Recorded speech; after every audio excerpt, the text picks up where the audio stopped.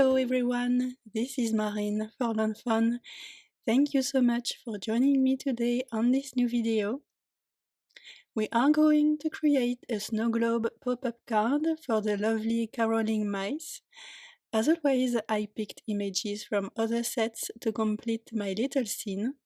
And we are going to use the scalloped box card pop-up die set and the Magic Iris Snow Globe add-on to build our Snow Globe pop-up card.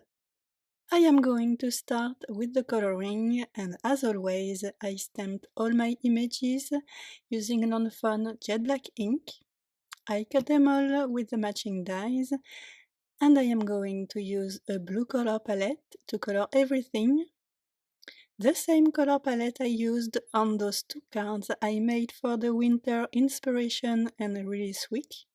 I really love those colors, they are perfect for winter and they match beautifully with the Old Sparkles blue papers. But first, let's see what we need to make today's card. We have the caroling mice stamp set for most of the images and the greeting, Cheesy Christmas for one more mouse, Christmas dreams for the Christmas tree, Simply celebrate winter for the houses, winter birds for the snowbanks, winter skies for Santa and the reindeers, winter village and happy village for the chimney smoke. We have the scalloped box card pop-up die set, the Magic Iris Snow Globe add-on, the largest stitched circle stackable die, and the largest stitched circle frame die, and finally the simple wavy banner die, the medium one. And now it's time to color our cute images.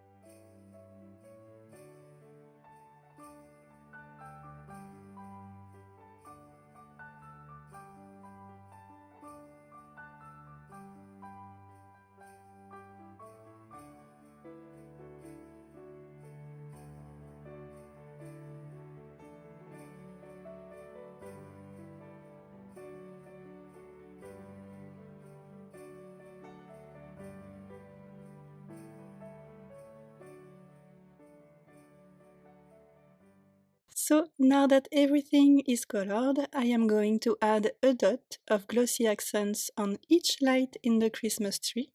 It will make them super shiny. And I am also going to add white blizzard Nouveau drops to the snowbanks to give them a frosty look. And everything will have the time to dry while we are building our snow globe pop-up card. So to make the base, I cut 2 panels out of light brown woodgrain cardstock using the main die from the scalloped box card pop-up die set. We don't need the upper parts, so I didn't bother die cutting them. We only need the bottom parts of our panels, and yet we are going to trim them as well to fit behind the base of the snow globe. I am going to cut each panel at 3/4 of an inch. And here you can see that it perfectly fits behind the snow globe base.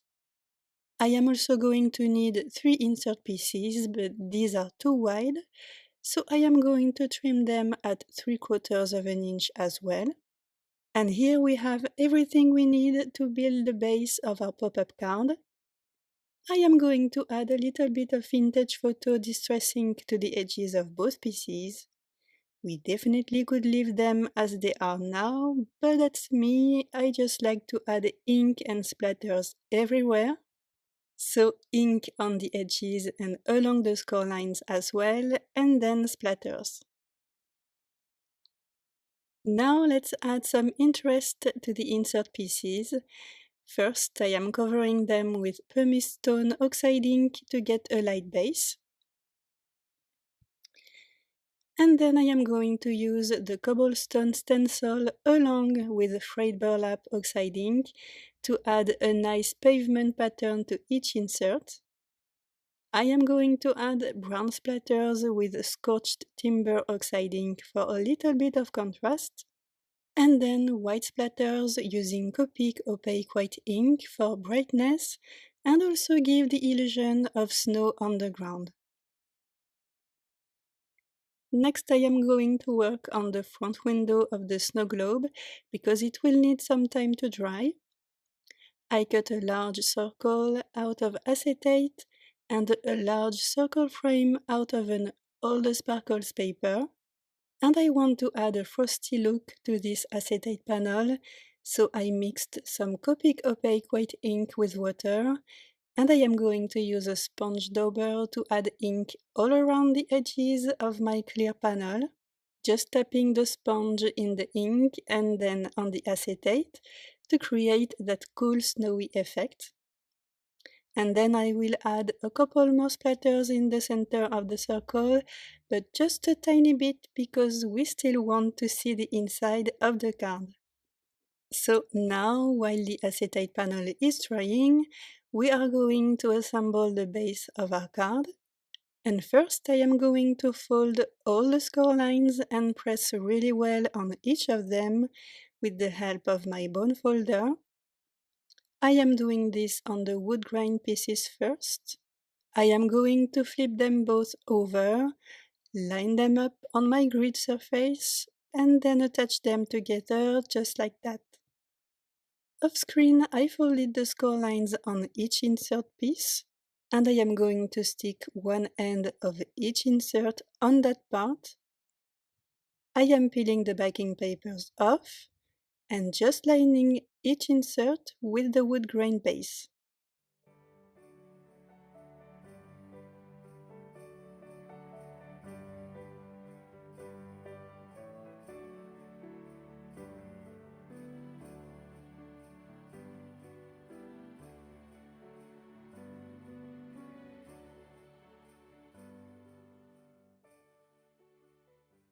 Now I am going to fold each insert the other way. Make sure that they're all lined up with the wood grain base. Remove the backing papers of the tabs and then fold down the section on the right to stick it to the tabs. And finally the last backing paper.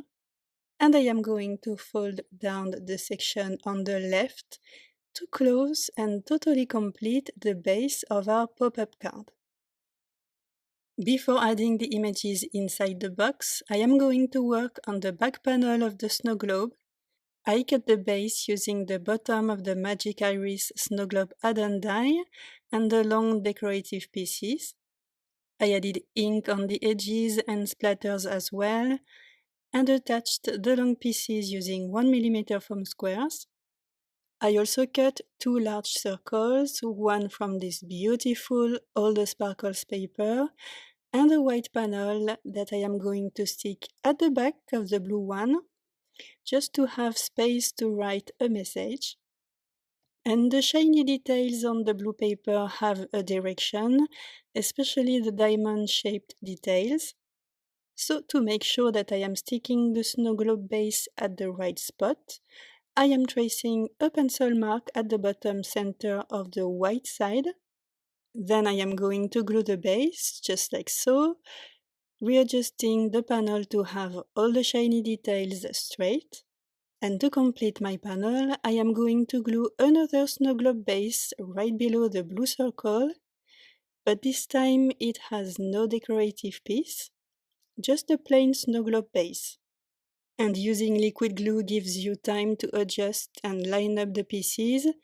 And finally, I am going to stick that snow globe background panel at the back of our pop-up card base. So now I am going to start attaching the images inside the box. And I don't know about you, but sometimes there is just not enough space to add glue. It happened here with the houses. So when that happens, I use acetate to help stick the images. Here I cut a piece as wide as the card base, added 3mm glue dots at the back of the houses on the upper section. I am sticking the piece of acetate at the back of the houses, and on the acetate that is peeking below the houses, I am going to add liquid glue and then place the houses on the insert. And even though there was no room to attach the houses, now with the acetate they're totally secured on that cobblestone insert piece. I am going to use the same technique to stick the other images inside the box. It will be very useful, especially for the tree, because when you have such a tall image inside the pop-up card, it tends to bend. So using strips of acetate will help the tree and all the images to stay straight over the years.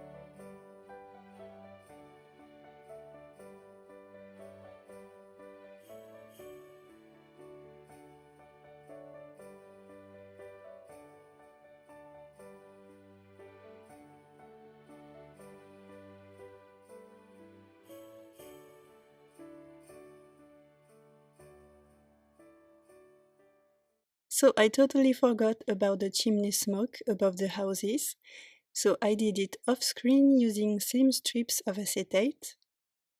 The acetate panel is dry and I cut 4 extra frames out of teal cardstock. One of the circles goes at the back of the acetate circle, just like so, and the 3 others go behind the stripe circle to add dimension around the snowy window.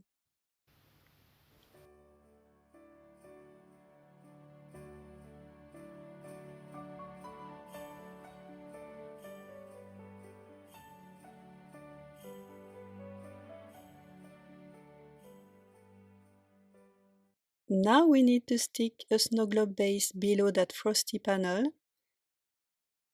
and I am using the background panel as a reference to make sure that my front panel is the same height.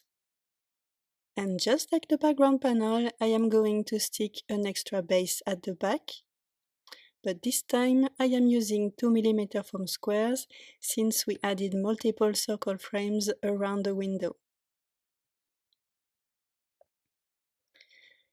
And finally, I am going to stick the front panel to the front of the pop-up base. I am folding the base flat to line up my panel more easily. And one final detail and my scene will totally be complete. I am attaching Santa and the reindeers directly to the background panel using 2mm foam squares.